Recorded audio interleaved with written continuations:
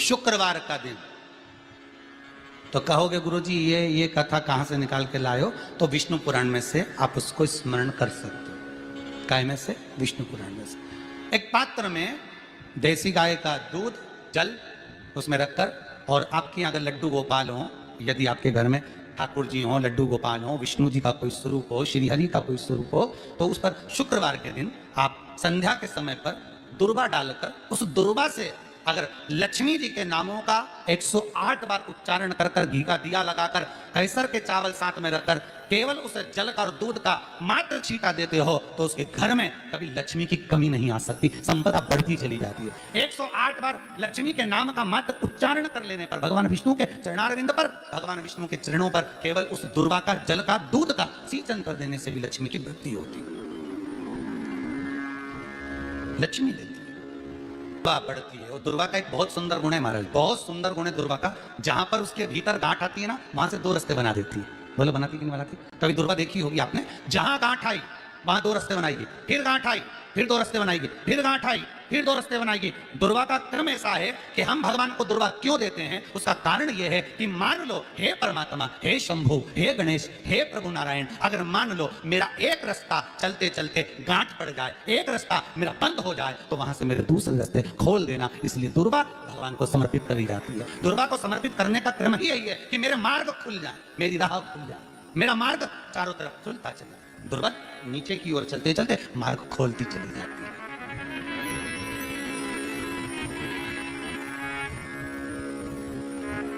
अमृत है ये, इसलिए नष्ट नहीं होती। तोड़ के रख लेना, प्रैक्टिकल करके जरूर देखना, सियोर वाला महाराज कहीं झूठ तो नहीं बोल रही है। तोड़ कर रखो दुर्वा को, बोरी में भर कर रखो। 4 साल 6 महीने 8 महीने बाद सूख जाए, बेकार हो जाए, उसके बाद भी उसको खेत में, बगीचे में कहीं ले जाकर पटक देना, 8-15 दिन पानी देना। देखो फिर वापस वही हरी की हरी होना, वही कहीं ना कहीं से स्फुटित होते, फिर आगे बढ़ना चालू कर देगी। उसका तत्व है अमृत, वो अमर है, मरती नहीं, फिर चालू हो जाती। शिव कहते हैं यही अमरता है, यही अमरता है कि दुख आया तो मरने की नहीं सोचना। तकलीफ आई, कष्ट आया, रोग आया, बीमारी आई, थोड़ा सा तकलीफ आ गई, थोड़ी बीमारी आ गई, थोड़ा दुख आ गया, तो ये मत सोचना हमें मरना है। नहीं नहीं नहीं, अभी तो और जीना। तो किस लिए जीना है? कोई कहेगा इसको कहीं आसक्तियां होंगी, घर की, परिवार की, कुटुंब की, कबीले की, इसलिए जीना चाहती है, इसलिए जीना चाहता। नहीं, आसक्ति एक रखना कि मैं जीना इसलिए चाहता हूं, मैं और जीना चाहती हूं, इसलिए चाहती हूं कि अब मैं भगवान का भजन करना चाहती हूं। अभी तक मैंने परिवार, कुटुंब, कबीले, संसार के लिए करा, अब जितनी जिंदगी दी उस मालिक ने, अब मैं उसका भजन करूं। दुर्वा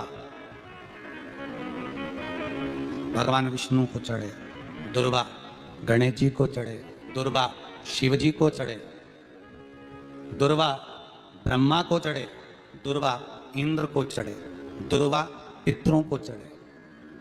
कितना सुंदर कहा है। जिसके घर में पितृदोष प्रबल होता है, बहुत प्रबल पितृदोष है, तो उसके घर के जहां पानी का मटका रखा था, पितृदोष मालूम है ना? पितृदोष का लक्षण क्या होता है? 1 रुपए कमाओ, 1.25 रुपए खर्चो, समझ लेना पितृदोष है। रात्रि को सो गए तुम, बड़े नींद आ गई तुमको, बहुत प्रेम से सो गए, सोने के 1.5 घंटे या 2 घंटे बाद तुम्हारी नींद खुल जाए और कम से कम आधे घंटे तक तुमको भूख लग रही हो, समझ लेना पितृदोष। सोकर उठने के बाद में जैसे ही 1-2 घंटे की नींद हो गई और अचानक नींद खुल गई और तुम्हें भूख लग रही है, भूख लग रही है, प्यास लग रही है बहुत तेज, अभी सोए हो, 1.5 घंटा ही हुआ, 2 घंटे, भूख लगने लगी, बहुत तेज भूख लग रही है, समझ लेना पितृदोष। पितृ भूखे हैं, भोजन की याचना कर रहा है, भोजन की याचना। सोने के बाद तत्काल नींद खुले, 2 घंटे के बाद भूख लगे, उसका भी एक समय बताया है महाराज ब्रह्मवत्ता पुराण के अंतर्गत कि रात्रि को सोने के बाद में 1 घंटे की नींद हो जाए और उसके बाद में 2 घंटे के अंदर वापस नींद खुल जाए और भूख लगने लगे, तो समझ लो पितृ भूखे हैं, भोजन मांग रहे, अन्न मांग रहे, पितृ दोष है। पितृ दोष का कुछ वर्णन किया गया है। घर में एक पात्र के चक्कर में, एक बेडशीट के चक्कर में, एक सामान के चक्कर में विवाद हो रहा है, तो समझ लो पितृदोष है। 1 रुपया कमाया, 1.25 खर्च हो रहा है, पितृदोष है। घर में एक बीमार, दूसरा फिर बीमार हो गया, तीसरा फिर बीमार हो गया, एक ठीक हुआ, एक बीमार हुआ, पितृदोष है। पितृदोष का भाव, तो उसके लिए करना क्या है? शिव महापुराण की कथा कहती है, सुंदर गणेश जी का चरित्र वर्णन करता है, स्कंद पुराण कहती है, विष्णु पुराण कहती है कि दुर्वा 21 दुर्वा की गांठ बनाकर 60 गांठ 21 दुर्वा की बनाकर जो अपने पितरों का मटका, मटका मतलब परिंदा, हंडा, जो भी पानी का भरते हो, उसके नजदीक में मात्र एक कटोरी में चावल रखकर उसमें अगर दुर्वा रख देता है तो मात्र 5 या 7 दिन में पितृ दोष समाप्त होना प्रारंभ हो जाता है। उसके घर में लक्ष्मी की वृद्धि होने लगती है, सुख शांति अपने आप आने लगती है, उसका क्लेश समाप्त हो जाता है। दुर्वा में वो गुण है जो पितृ भी उसका भाग अमृत तत्व प्राप्त करना चाहता है, अमृत देना चाहता।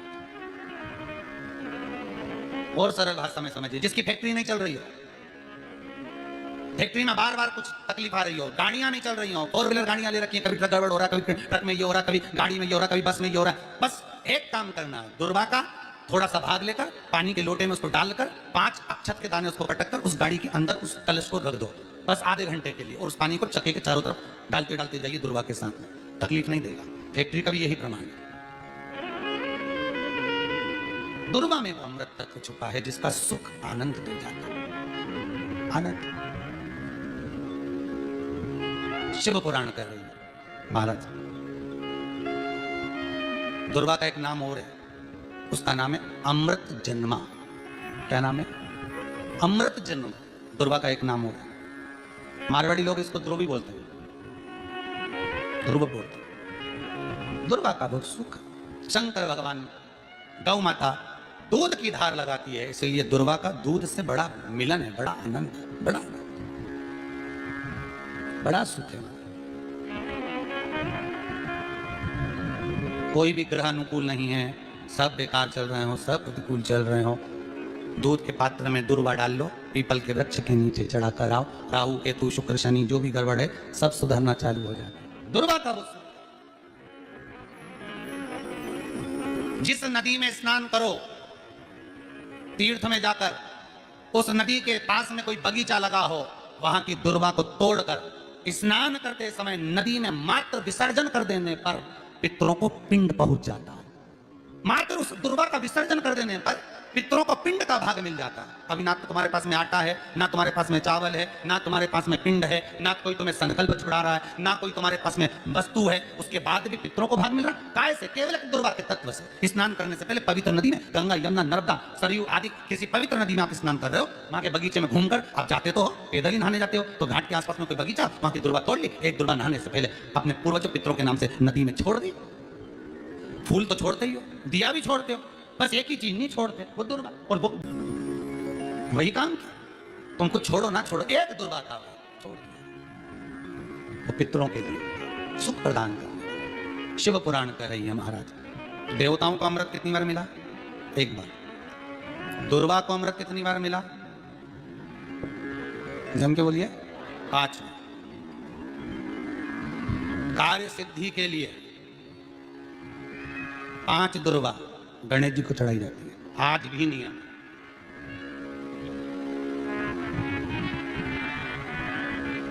कभी आपको मौका मिला हो और आपने रावण संहिता पढ़ी हो। कौन सी संहिता? रावण संहिता। तो कि रावण शिव का उपासक था, भजन करने वाला था। शिव तांडव स्तोत्र आज भी लोग रावण का एक आनंद में पढ़ते। तो शिव का उपासक है रावण, शंकर का उपासक। विद्वान भी था, ज्ञानवान भी था। वो तो देवता के हाथ से मरना था उसको, इसलिए उसने मांगा ही यही था, जो मांगा वो मिला। तो रावण संहिता अगर किसी ने पढ़ी हो तो उसको मालूम होगा, रावण संहिता में 4 तरह के तिलक का महत्व बताया। कितने तिलक? 4। उन 4 तिलक में सर्वश्रेष्ठ तिलक रावण बताता है। एक तिलक सर्वश्रेष्ठ है, वो है दुर्वा। जो दुर्वा होती है, उस दुर्वा को जलाकर उसकी भस्म तैयार कर कर उसमें गाय का, श्वेत गाय, कौन सी गाय? सफेद। उस गाय के शरीर पर कोई दाग ना, उसके शरीर पर पूर्ण तरह से श्वेत हो, ना लाल उसमें कोई धब्बा हो, ना काला धब्बा हो, ना कोई कलर हो, बस केवल श्वेत। रावण संहिता में 4 तरह के तिलक का प्रमाण दिया। तो एक तिलक रावण संहिता में वर्णन आया, एक तिलक का जो व्याख्यान वर्णन किया गया, उसमें दुर्वा को जलाकर राख कर कर भस्म बनाकर उसमें गाय का घी, देसी गाय का घी मिलाकर और उसका बिंदी, उसका तिलक मस्तक पर लगाकर या नैनों में सुरमा लगाकर जो व्यक्ति जिस किसी से मिले वो उसका हो जाता है। उस दुर्गा में इतना प्रबलता आ जाती है, अमृत तत्व जुड़ा हुआ दुर्गा के। रावण संहिता में 4 तिलक बताएं, उसमें से सबसे 4 तिलक में अलग अलग एक बेलपत्री की जड़ का तिलक है, एक आंकड़े की जड़ का तिलक है। रावण संहिता में 4 तिलकों का वर्णन है, उसमें मुख्य है सबसे ज्यादा। हम तो कहेंगे अगर मान लो वैसे तो नौकरी करने जाओ, सर्विस करने जाओ तो आंख में काजल लगा कर जा नहीं सकते, नहीं तो लोग ही कह देंगे कहाँ से आया है। मालूम पड़े तुम नौकरी के लिए इंटरव्यू देने जाओ और आंखों में काजल लगा के चले जाओ, तो फिर भी एक प्रयास करना, फिर भी एक प्रयास करना, उस दुर्वा का जो काजल बनाओ, मूछे हो, दाढ़ी हो, कहीं कहीं पर भी उसकी बिंदी लगा कर चले जाओ, वो असर करेगी और आपको वो जॉब मिल ही जाएगा, ये पक्का है। उसमें आकर्षण होता है। दुर्वा आकर्षण का केंद्र करती है। आपको कभी आपके नयनों में दर्द हो रहा हो, जलन हो रही हो, तो आप दुर्वा हरी भरी दुर्वा हो, वहां थोड़ी देर चलने का प्रयास करिएगा, आपके नेत्रों का विकार समाप्त हो जाएगा। दुर्वा में वो सुख है, वो अमृत छुपा हुआ, और एक बार का अमृत नहीं, 5 बार का अमृत दुर्वा का।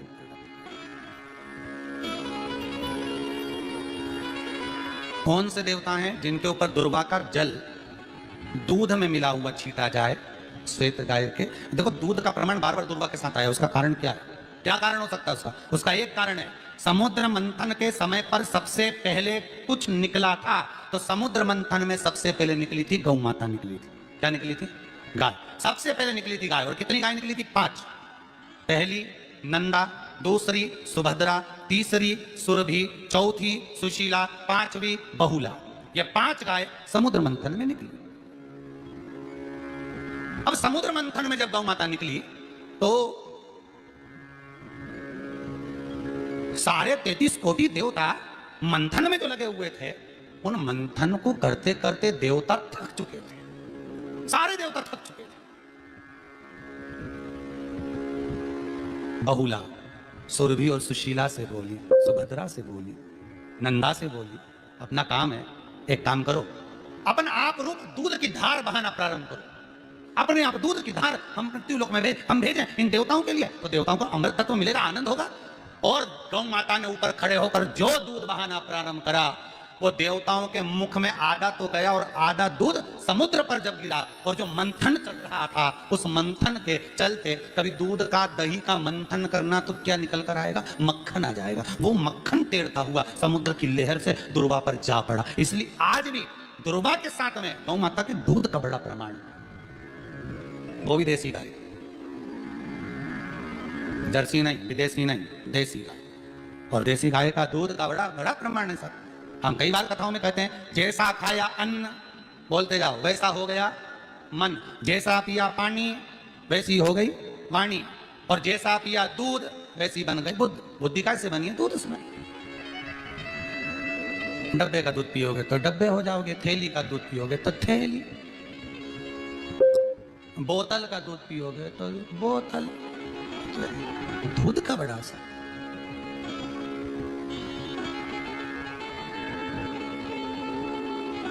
गौ माता के दूध का कहा, एक पात्र में जल और दूध ले लीजिए, शुक्रवार का दिन।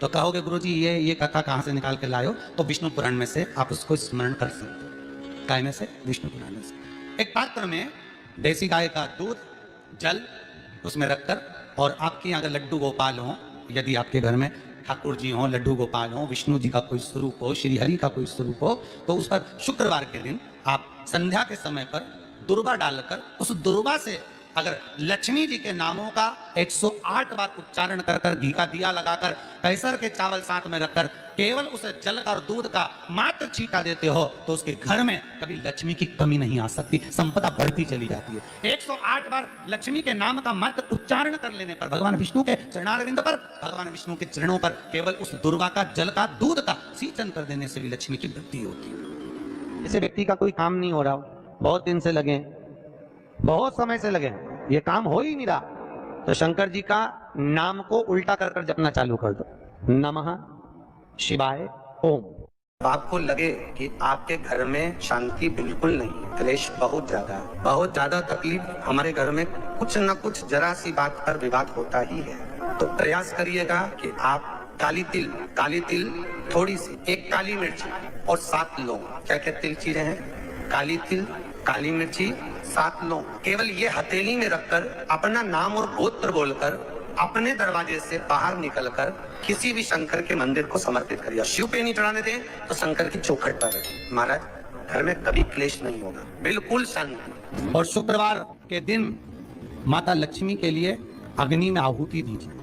महाराज शाम के समय पर सूर्यास्त के पहले शिव महापुराण की कथा कहती है, अग्नि पुराण कहती है, नर्मदा पुराण कहती है,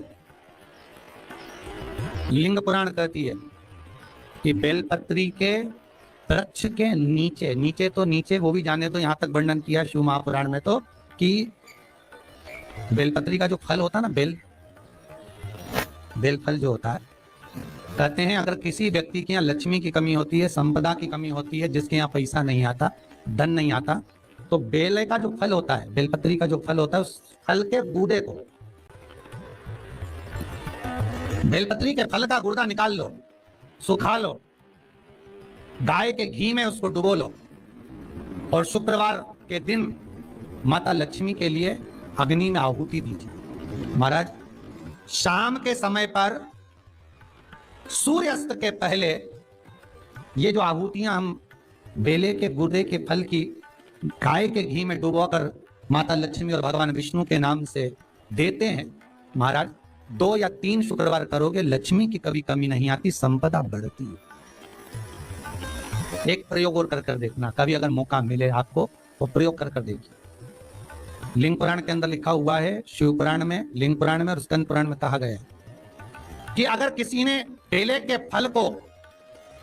फल का अगर थोड़ा सा भी गुर्दा पाया है, बेले के फल को खाया हो या बेल का रस पिया हो या बेल के फल का जूस पिया हो, अगर वो व्यक्ति का अनायास किसी कारणवश प्राण भी छूट गए हो, तो शिव महापुराण की कथा कहती है कि 27 दिन तक वो बेल के फल का रस उसके नस नस में रहता है, तो उस व्यक्ति को यम नहीं छूते, वो कैलाश पर निवास करता है। मर भी जाता है तो अधोगति में नहीं पड़ता, नरक नहीं भोगता, वो बैकुंठ पद का कामी हो, बैकुंठ का निवास।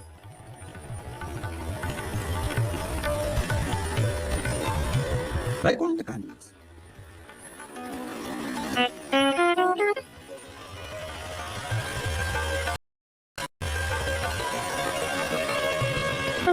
ये जो शिव जी को चढ़ती बेलपत्री हुई, शमी पत्र हुआ, मदार का पुष्प, आंकड़े का जो पुष्प हुआ, ये सब साधारण नहीं है। साथ शंकर का एक एक गुण तत्व ग्रहण करने वाले, शंकर का अनुमोदन करने वाले, शिव को एक एक वस्तु जो चढ़ने वाली साधारण नहीं।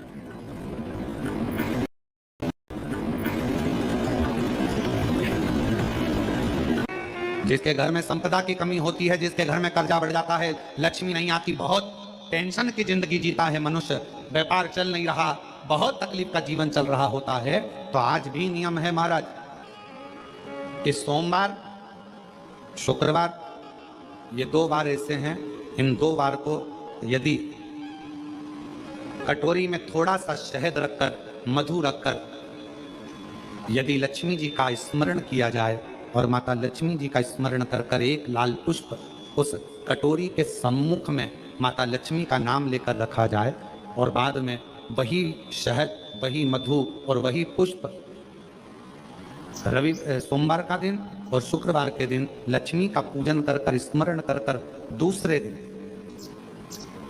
शुक्रवार के दिन पूजन करें, शनिवार के दिन उस मधु का, उस पुष्प का विसर्जन करें, सोमवार के दिन पूजन करें लक्ष्मी जी का स्मरण कर और मंगलवार के दिन अगर विसर्जन करें, 5 या 7 सोमवार या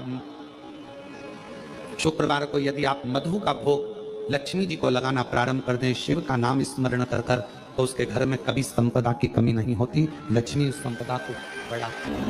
महाराज हम तो आपसे निवेदन पहले भी करे, आज फिर कर दे। मान लो आपको ऐसा लगता है कि घर में बीमारियां ज्यादा घेर रही है, तो एक बेल का टुकड़ा, बेले का फल का एक टुकड़ा अपने ही घर में कहीं पर भी कटोरी में रख दीजिए, शिव का स्मरण सुख प्रदान करेगा। अगर थोड़ा बहुत रोग आ भी गया निकल जाएगा, पर बड़ी बीमारी में कोई फंस नहीं पाएगा, ज्यादा जनहानि नहीं होगी। तकलीफ नहीं भोगता। बेलपत्री के वृक्ष की जो जड़ होती है, उस जड़ के अंदर 33 कौटि देवताओं का निवास होता है। 68 करोड़ तीर्थ बेलपत्री के पेड़ के नीचे रहते हैं। 68 करोड़ तीर्थ मात्र बेलपत्री की छांव में, बेलपत्री के नीचे विराजमान होते हैं। अगर आपके मन में कभी कभी भाव उत्पन्न हो जाए ना कि मेरे को कहीं तीर्थ करने जाना है और अभी मौका नहीं मिल रहा, तीर्थ जाने का, अभी तो लॉकडाउन चल रहा है और अभी सब दूर बीमारी फैली हुई है, कहीं नहीं जा सकते, तो जब लॉकडाउन हट जाए, बीमारी समाप्त हो जाए और तीर्थ जाने का मन करे, तो किसी बेलपत्री के पेड़ के नीचे 5 मिनट जाकर बैठ जाए।